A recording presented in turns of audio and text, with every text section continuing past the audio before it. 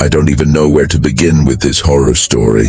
You see, I've made videos about many literally heartbreaking crimes, but in almost every case you could see the motive, the purpose, and the understanding of what the perpetrator was trying to accomplish.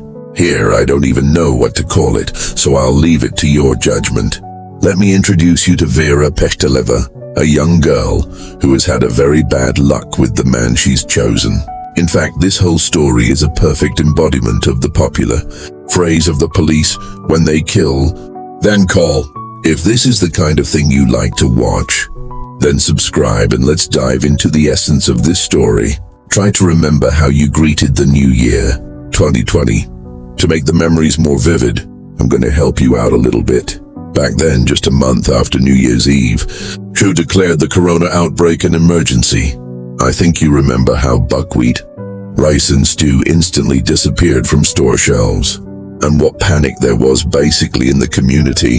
So just 2 weeks before, on January 14th, the Kemerovo police received a call in the front office. The caller reported that his neighbors were having a quarrel, and this quarrel obviously went too far because it was accompanied by nauseous screams and desperate pleas for help. The caller was assured that help would arrive at the address as soon as possible. As time went on, more and more people gathered at the door of the apartment, and within 3.5 hours, many more calls came in asking for police officers to help the girl. But each time the caller was told that the police would be there soon. The girl who called for help was called Vera Pekhteleva. She was born in September 97 in Kiselevsk in a full-fledged family. However, the marriage of her parents gradually began to collapse, as a result of which they decided to separate. Nevertheless, they kept warm and friendly relations. Like any child, Vera craved love and attention, and certainly received them in abundance, both from her father and mother.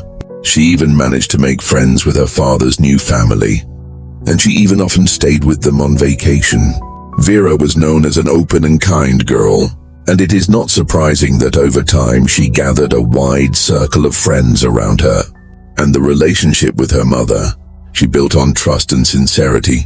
Speaking of mom, Oksana, Vera's mother, was aware of almost all the details of her daughter's personal life, including her romantic relationship with a certain Vlad Konyas. Vlad was her young man from a dysfunctional family, and her mother knew about it because they lived in the same house. Oksana understandably was worried about her daughter because the guy, to put it mildly, was not distinguished by an impeccable reputation. While the girl entered the university, where she studied well, was engaged in creative work, easily made friends, was kind and friendly.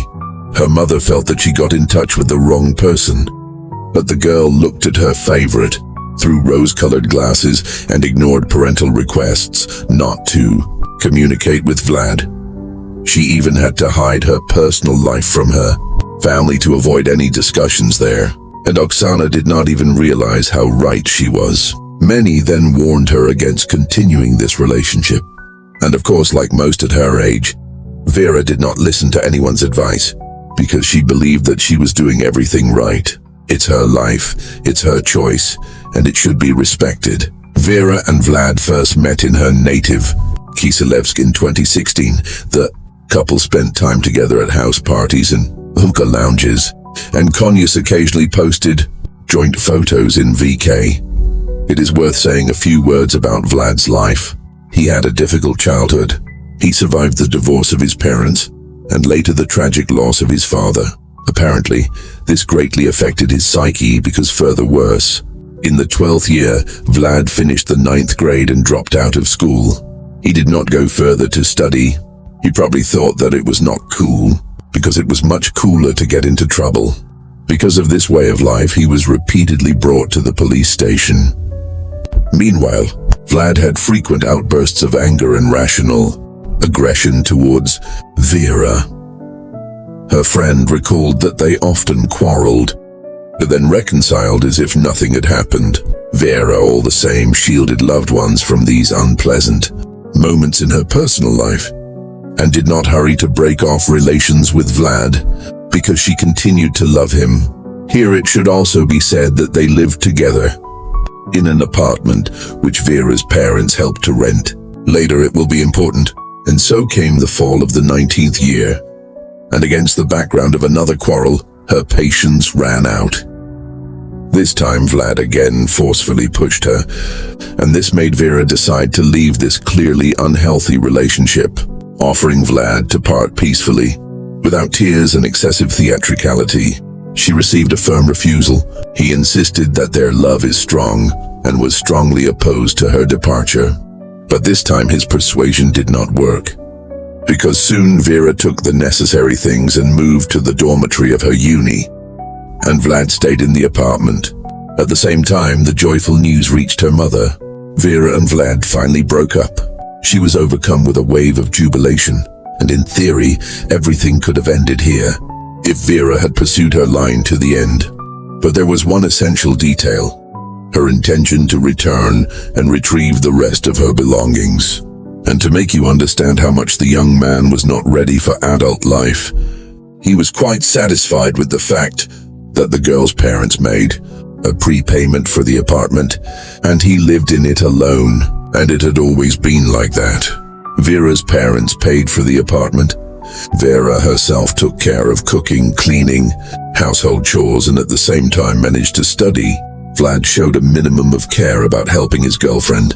He made no effort to find a permanent job, often resorting to temporary part-time jobs, and it must be said, he was hardly ever involved in the household. So Vera tried hard to call Vlad for several weeks to arrange a meeting and return his things. But he was working a part-time job, or was at another party with friends, or was just too busy to help her. And then, out of the blue, he calls and offers to meet on January 13th. It is worth noting that Vera had an exam scheduled for the next day, so it is unlikely that she was going to stay long. Her friend Kira Igorova planned to help her with her things. Even an audio recording was preserved. Okay, Zai. Well, look, I'm still here. I'm packing now. Hopefully I'll be in the dorm by 6 or so. Well, like I told you, 6. Like 6:30, you can basically be there by 6ing and help me get everything up. And there was a disturbing turn of events. Kira had been waiting for Vera for some time now. For several hours, Vera herself had been sending some strange messages. She was obviously stalling for time. Finally, from Vera's phone came a voice message from Vlad. He asked Kira not to interfere. Kira, please, I'm asking you seriously. Leave me alone. Take a rest for the moment now, elementary. I need this person at this moment, and I need her with me. It's important and I need it. Stop, please, don't help me with anything. I will help you with absolutely everything today. Just leave today, please. A few hours later, there began to come from the apartment with exhaustive screams and pleas for help. At first, the sounds were noticed by the neighbors living next door. As time went on, the neighbors at the apartment became more and more numerous, and they called the police. The operator promised to send a squad to the address. We should call the police. The neighbors have some kind of massacre going on. The girl is yelling. Some time passed. The call was repeated, and again the promise. It went on like that for 3.5 hours. From 3 a.m. to 6 a.m. the police just weren't there. Operator 112. Young lady, can you hear her screaming? Outside that door. What am I supposed to do? Where are the police? Why are you talking like that? How can I open the door? She'll be killed there today. The police will come, don't swear. During this time, 7 calls were made to the police, but no help came. Finally, the neighbors joined forces and opened the iron door. Inside the apartment, they saw a horrible sight. The walls were splattered with crimson stains, and in one of the rooms on the floor lay the lifeless body of Vera Pekhteleva. Vlad himself was found in the bathroom, clutching a kitchen knife. It was immediately clear that he was drunk. At about 7:30 in the morning, one of the neighbors made a last call to the police and asked what they should do with all this. Hello. We called for service an hour and a half ago. No one's arrived yet. We broke the door down on our own. The girl's already dead. What are we doing? What about the girl? The girl's already dead. We spent an hour and a half calling emergency services. The girl was screaming, help, rescue. No one helped or saved her. Her words felt heavy because help never came, despite numerous appeals to the police. Sadly, the girl who so desperately pleaded for help did not bear all the trauma. In total, Vlad inflicted over 100 injuries. At least 50 of them were fist blows. The head, face, and neck were the most damaged. After receiving the first call about the incident, shift supervisor Mikhail Balashov contacted the Rosgvardia and the traffic police to come and see what was going on. However, neither had cars available for a prompt response. 15 minutes later, Balashov sent the vacated brigade to another call. It involved an elderly man who, alas, did not wait for an ambulance. According to Balashov, regulations suggest that priority is always given to reports of people who are already dead, which requires immediate action. Balashov later went on vacation and Dmitry Toritsin took over. Neither Balashov nor Toritsin gave any specific instructions regarding the crime. Subsequently published recordings of the conversations shed light on the fact that the officers were clearly not doing their due diligence at first, which the camera recorded. I was frankly shocked when I heard the tapes. There's some talk about how little gasoline they have, how there's no one to send, how all the squads are busy, and most importantly, there's the reaction of the police. Officer who literally drops phrases along the lines of, "Hey, well, okay, later then. For now, here's me while I need a third car. For now, no help at all, nothing. I need to have full groups. We've got infractions going down there too. Okay, alright, well, okay, later. Hello? What do we have on the gasoline, no? It's a real mess. If we somehow get to Leningradsky 28, you can leave afterwards, no? What's there? So if anything, we'll take a couple of classes there, right? Well, we'll make it through the vapors there. And then we'll go again on the next shift." As a result, both Balashov and Taritsin were criminally prosecuted. But during the investigation, they continued to work for the police. Both Balashov and Taritsin denied their guilt.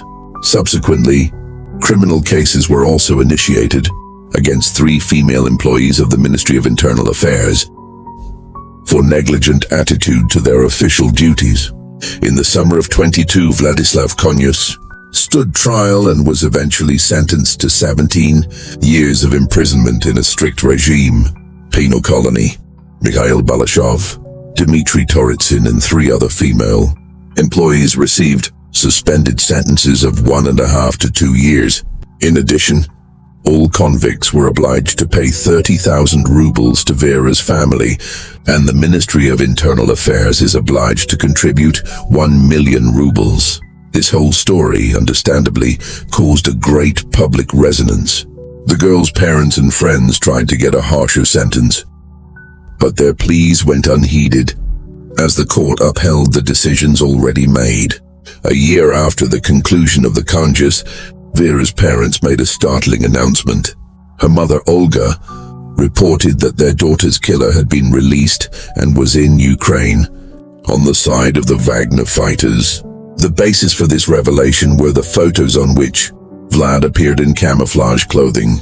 In search of answers, the relatives sent a request to Ovsin, but received a reply that Vlad, who had been convicted in April 2023, was sent to the Rostov region, to the local penitentiary service. Unfortunately, their inquiries there remained unanswered. As I said at the beginning, I don't even know how to comment on all this, so I'll just cite crime statistics. Now, every 8th murder in Russia is motivated by jealousy. This is from 12 to 14% of the total number. Therefore, dear ladies and, of course, gentlemen, take care of yourself from such relationships and always communicate with your partner. Thank you for watching.